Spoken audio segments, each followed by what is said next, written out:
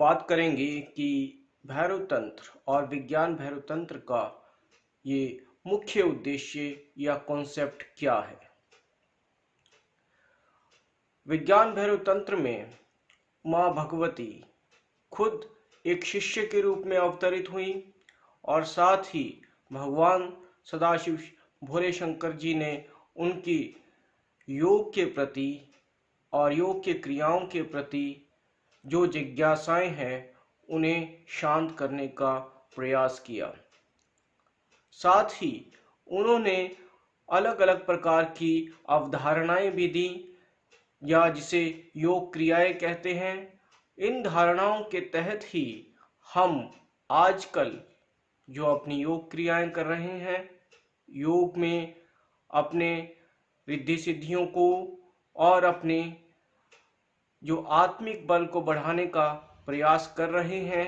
तो अगर हम बात करें माँ भगवती द्वारा पूछे गए प्रश्नों के बारे में, तो उन प्रश्नों का जो मुख्य जो बिंदु जो हमारे सामने उभर कर आता है उसका यही है कि सांसारिक तत्वों और सांसारिक क्रियाओं से ऊपर कौन सा ऐसा परम तत्व है जिसे भगवान शिव भी जिसकी आराधना कर रहे हैं और भगवान शिव जिसमें अपने आप को तल्लीन पाते हैं।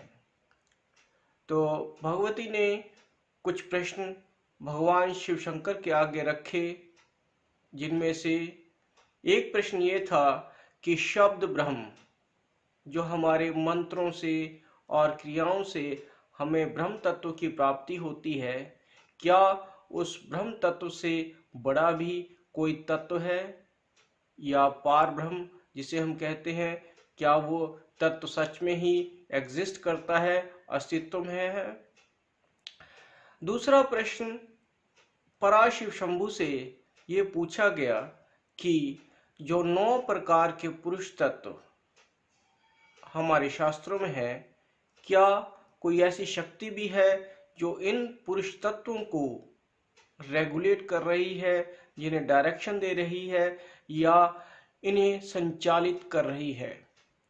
तो शिव शंभु भोलेनाथ ने इन जिज्ञासुओं को शांत करते हुए उन्हें शक्ति और शक्ति के प्रकार के बारे में बहुत विस्तार से बताया।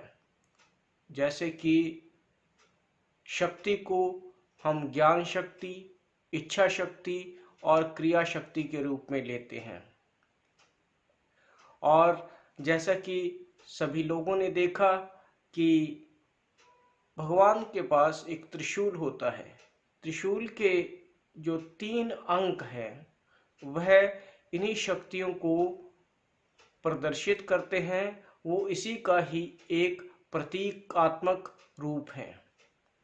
तो इच्छा शक्ति, ज्ञान शक्ति और क्रिया शक्ति ये तीनों ही मिलकर हमारी कुंडलिनी ऊर्जा या किसी भी प्रकार की ऊर्जा को बढ़ावा देने के लिए, उसमें बढ़ोतरी करने के लिए बहुत जरूरी होती हैं।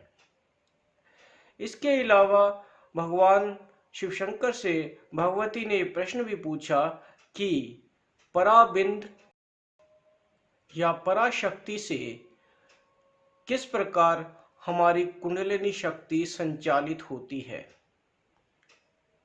कौन सी ऐसी शक्ति है जो हमारी ईड़ा, पिंगला और सुषुम्ना नाड़ी को अपने आप में एक रहस्यपूर्ण ढंग से समाहित किए हुए है।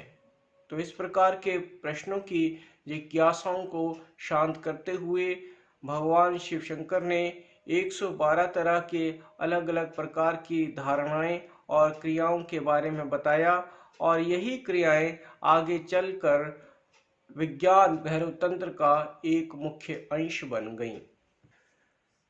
तो इस प्रकार भगवान शिव ने माँ भगवती के द्वारा पूछे गए सभी प्रश्नों और जिज्ञासाओं को शांत किया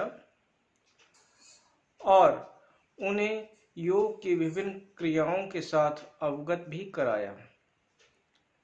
इन्हीं क्रियाओं को अवगत कराने के साथ ही उन्होंने माँ भगवती को योग की दीक्षा विभिन्न मंत्रों के द्वारा दी। तो इस प्रकार से हम ये कह सकते हैं कि यह एक प्रकार का प्रथम गुरु शिष्य परंपरा का प्रादुर्भाव था, और साथ ही धीरे धीरे समय के साथ और भी अन्य योग परंपराओं व गुरु परंपराएं सामने देखने को मिली, जिनमें शैव पंथ, वैष्णव पंथ, शाक्त पंथ और अन्य और भी गुरु परंपराएं सम्मिलित हैं।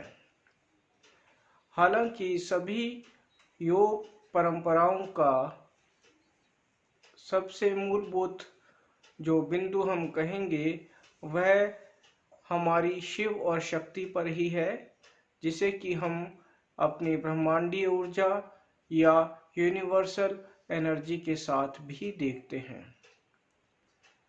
तो आज के इस वीडियो में इतना ही। आगे आने वाले वीडियो में हम इन योग परंपराओं के बारे में और विस्तार से आपको जानकारी देने का प्रयास करेंगे। तो मिलते हैं अगले वीडियो में। कृपया हमारे चैनल को लाइक करें, सब्सक्राइब करें, ताकि आने वाले वीडियो के बारे में आपको जानकारी भी मिलती रहे। प्रणाम।